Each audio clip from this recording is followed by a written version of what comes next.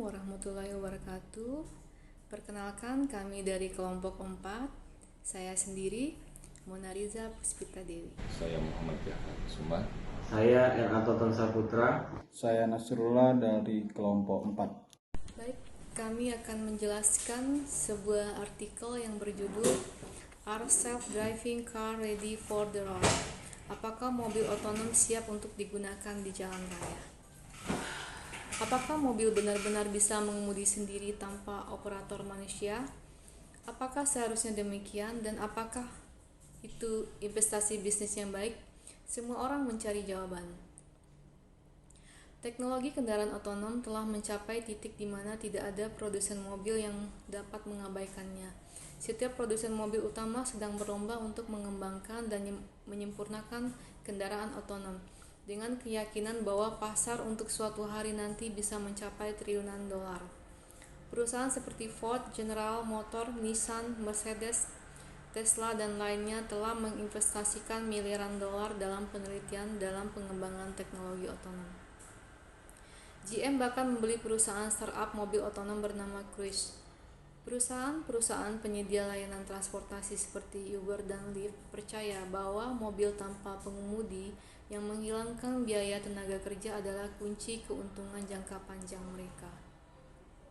Sebuah studi yang dilakukan oleh UBS menunjukkan bahwa biaya per mil dari taksi otonom atau robotaksi akan sekitar 80% lebih rendah dibandingkan taksi tradisional.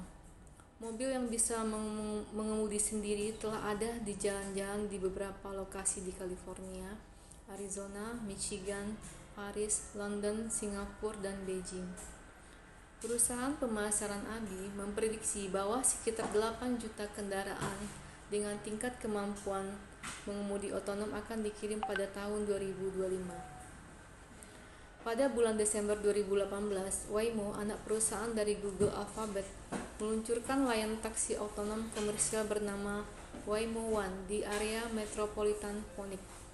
Sebuah mobil yang seharusnya mengambil alih kemudi dari manusia membutuhkan sistem komputer yang kuat yang harus memproses dan menganalisis jumlah data besar yang dihasilkan oleh berbagai sensor, kamera, dan perangkat lainnya untuk mengontrol dan menyesuaikan kemudi, akselerasi, dan pengereman sesuai dengan kondisi real time. Teknologi kunci termasuk sensor. Mobil otonom dilengkapi dengan berbagai jenis sensor.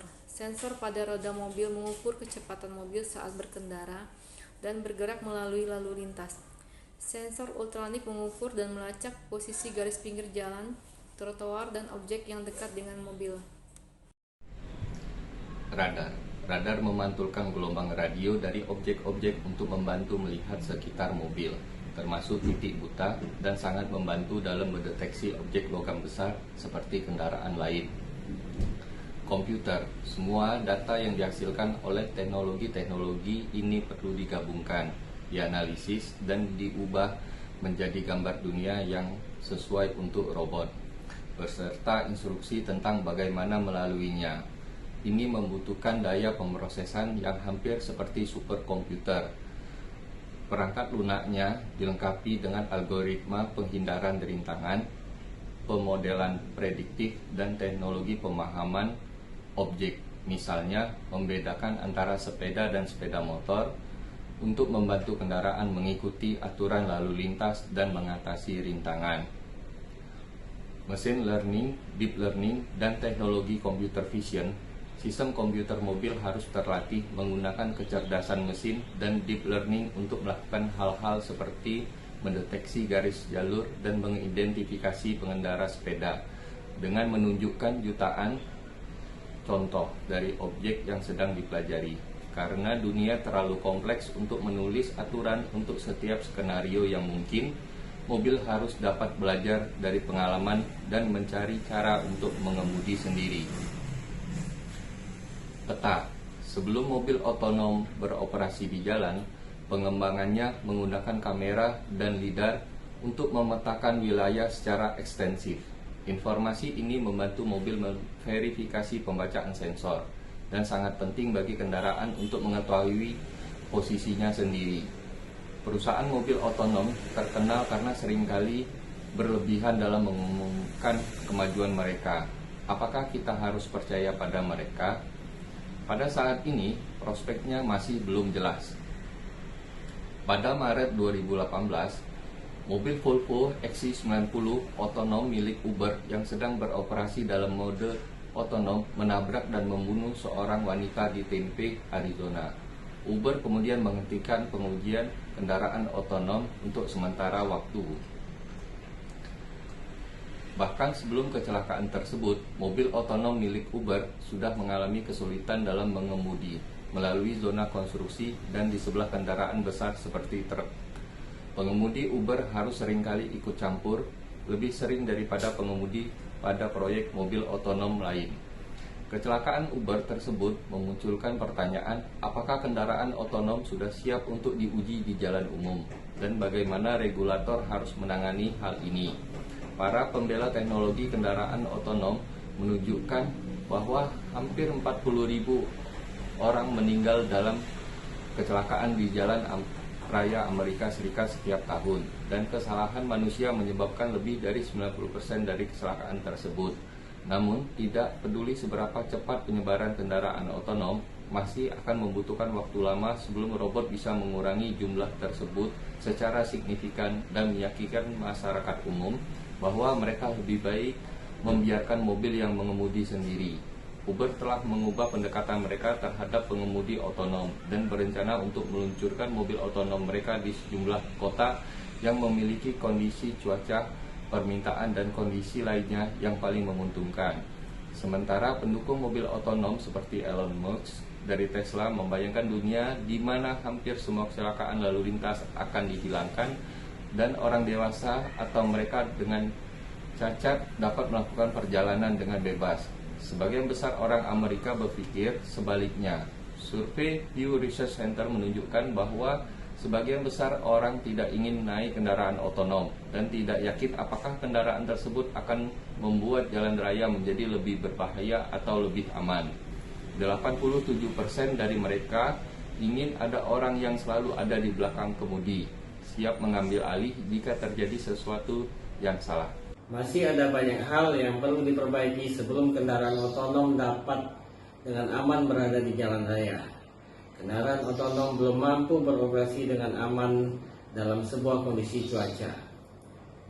Hujan atau salju yang lebih dapat membingungkan sistem radar dan lidar mobil saat ini. Kendaraan otonom tidak dapat beroperasi sendiri dalam kondisi cuaca seperti itu. Sistem penglihatan komputer mampu dengan dapat diandalkan mengenali objek-objek. Yang masih sulit adalah pemahaman pemandangan, misalnya kemampuan untuk menentukan apakah tas di jalan kosong atau menyembunyikan batu bata atau objek berat di dalamnya. Meskipun sistem penglihatan kendaraan otonom saat ini mampu mengenali lampu lalu lintas dengan dapat diandalkan, namun mereka tidak selalu dapat membuat keputusan yang benar jika lampu lalu lintas tidak berfungsi. Hal ini memerlukan pengalaman, intuisi, dan kemampuan untuk berkoordinasi antara beberapa kendaraan.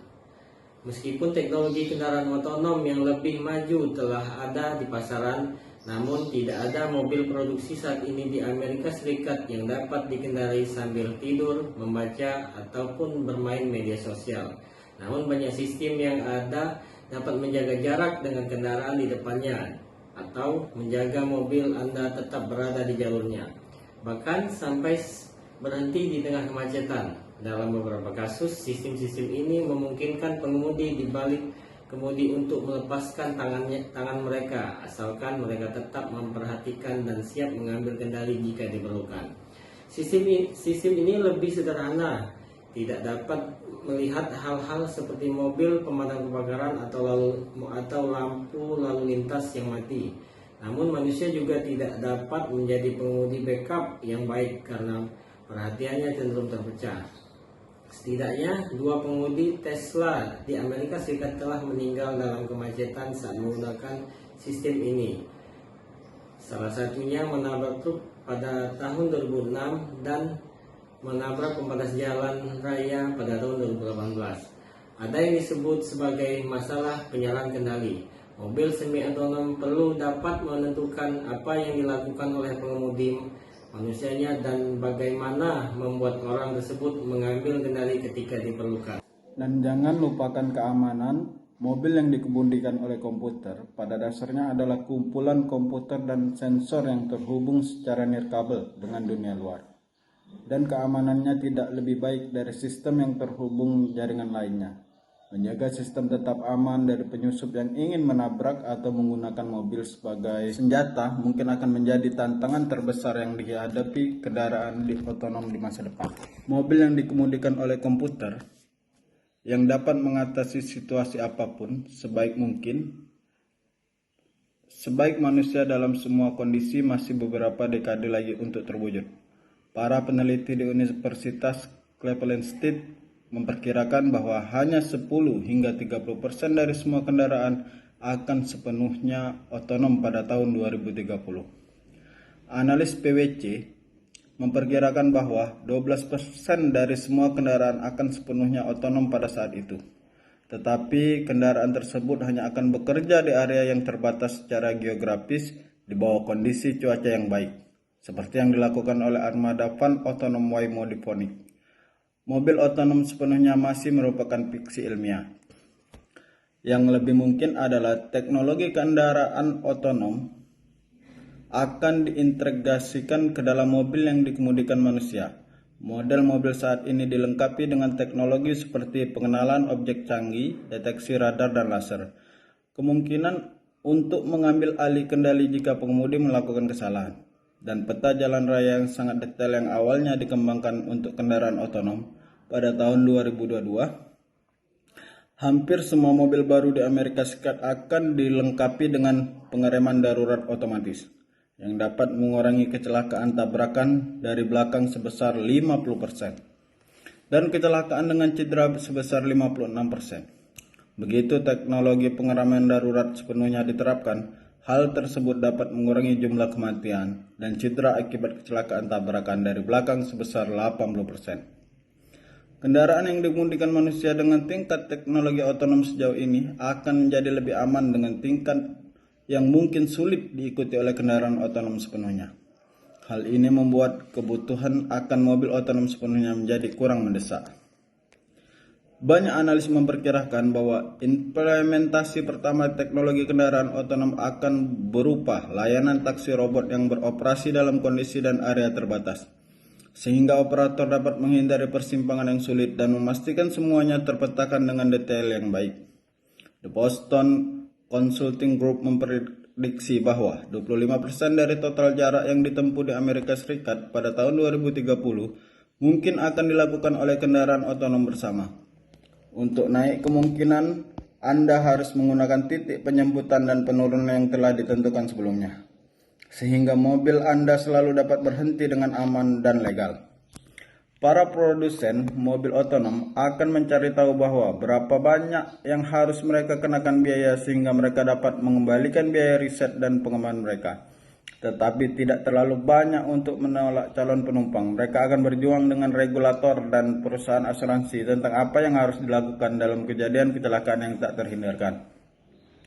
The Boston Consulting Group memprediksi bahwa 25% dari total jarak yang ditempuh di Amerika Serikat pada tahun 2030 mungkin akan dilakukan oleh kendaraan otonom bersama. Untuk naik, kemungkinan Anda harus menggunakan titik penjemputan dan penurunan yang telah ditentukan sebelumnya, sehingga mobil Anda selalu dapat berhenti dengan aman dan legal.